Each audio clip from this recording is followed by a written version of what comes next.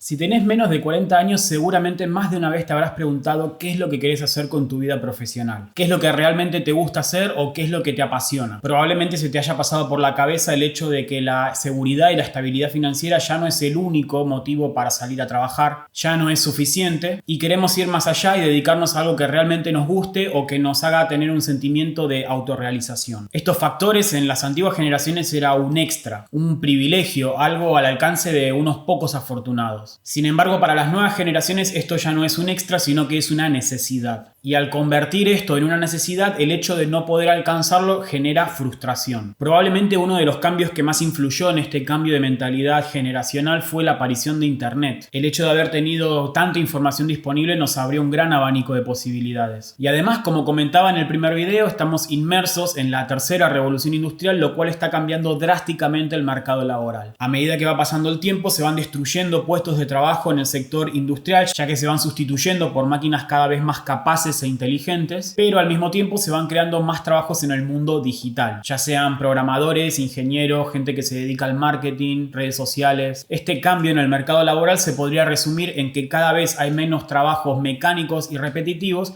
y cada vez hay más trabajos creativos y dinámicos. Es por esto que la generación millennial ya no se conforma con tener esos trabajos mecánicos y repetitivos y queremos alcanzar esos creativos y dinámicos que nos generen pasión. Pero algo pasó en el medio. Tuvimos un obstáculo muy grande, ya que el sistema educativo no nos acompañó. Tuvimos una educación basada en los antiguos valores del modelo industrial, que es un modelo que se va quedando obsoleto para preparar a los profesionales para el mercado laboral que hay hoy en día. Y hoy vamos a analizar el porqué.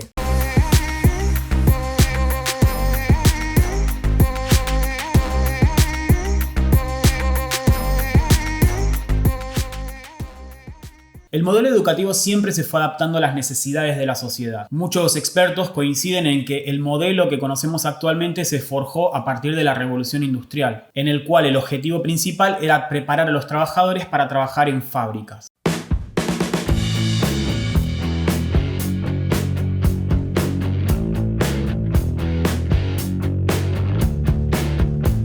Esta preparación se basaba en el desarrollo de la inteligencia racional y las habilidades duras, o como se dice en inglés, las hard skills. La inteligencia racional se refiere a la capacidad de aprender de la experiencia, adquirir rápidamente nuevos conocimientos a través de la retención y la memorización de datos e información. Es la inteligencia más analítica y la que intenta buscarle una lógica a las cosas.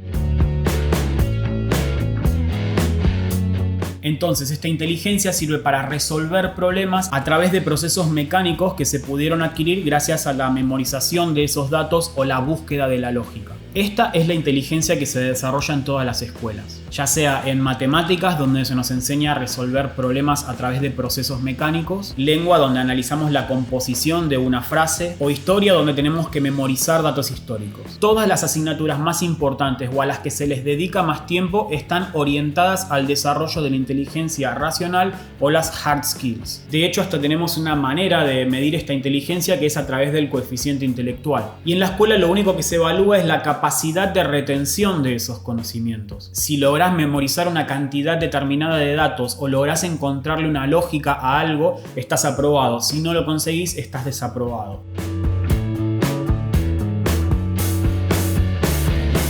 Esto en el modelo industrial tenía sentido, ya que eran las habilidades que se necesitaban desarrollar para los oficios de ese momento. Sin embargo, en los oficios de hoy en día no solo se necesita de estas habilidades, sino que se necesitan de otras más. Otras habilidades que no se potencian o no se estimulan en el sistema educativo, que son las conocidas como las soft skills o habilidades blandas y la inteligencia emocional. Estas son las habilidades que están más relacionadas con la creatividad, con la capacidad de comunicar ideas, también conocida como asertividad, la capacidad de trabajar en equipo y colaborar con otras personas y sobre todo la gestión de emociones. Y este es un aspecto fundamental ya no solo en la vida profesional, sino también en la vida cotidiana. La inteligencia emocional es la que te permite conocer tus propias emociones y gestionarlas de la mejor manera para que no afecten a tu rendimiento o desempeño en cualquier tarea. Y cuando hablo de gestionar una emoción me refiero a manejarla y dominarla, ya sea negativa o positiva. Por ejemplo, una emoción negativa mal gestionada, como puede ser la ira, el miedo o el disgusto, te pueden llevar a ser una persona negativa, irritante, contestona, cabezona, malhumorada, pesimista. Una persona así tendría grandes dificultades para progresar en la vida, tanto a nivel profesional como a nivel social, ya que todas estas características te terminan alejando de la gente. Una persona con inteligencia emocional sabe relativizar todas esas emociones y superarlas. Y aunque parezca mentira, ocurre exactamente lo mismo con las emociones positivas. Se pueden poner como ejemplos los típicos casos de famosos, ya sean del mundo del deporte o cantantes, que tuvieron una vida de ascenso y caída. De hecho, este es uno de los temas más habituales en las películas biográficas. Son ese tipo de gente que cumplen con las frases "se le subió el éxito a la cabeza" o "no tiene los pies sobre la tierra". Es gente que no sabe gestionar bien su éxito y termina mal por no tener una buena inteligencia emocional. Otra de las grandes cualidades dentro de este bloque sería la automotivación, que sirve para darte impulso y entusiasmo para afrontar un reto con éxito. Pero sobre todo, una de las cualidades más importantes es la empatía, es decir, la capacidad de ponerte en el lugar de otra persona, la capacidad de entender y comprender cómo se siente la persona que tenés enfrente para poder ayudarla. E insisto que esto sirve tanto para el mundo profesional, en el cual podés entender mejor cuál es la necesidad de un cliente para poder satisfacerlo, como en la vida personal para poder ayudar a seres queridos. Esta cualidad, aunque no lo parezca, es escasa en la sociedad y es más difícil de encontrar de lo que parece. Por poner un ejemplo, imagínense una persona que les contesta mal, que es antipática, que es grosera. Seguramente la reacción normal de la mayoría de la gente con esta persona sería o bien el de ponerse a su altura y volverle a contestar mal, o bien tratarla con indiferencia, no hacerle caso y alejarse de esta persona porque cae mal. Sin embargo, una persona con empatía es la que intenta entender por qué esta persona reacciona así, intenta ponerse en su lugar y entender que quizás esas reacciones tienen que ver con que esa persona está pasando por un mal momento personal, por un momento de tristeza o de ira que no está sabiendo manejar, y en el momento que uno entiende eso, reacciona de una manera más positiva y quizá incluso se dispone a ayudar a esa persona. Este tipo de personas, las personas empáticas, son las que todo el mundo quiere tener a su alrededor, ya sea en el trabajo como en la vida social.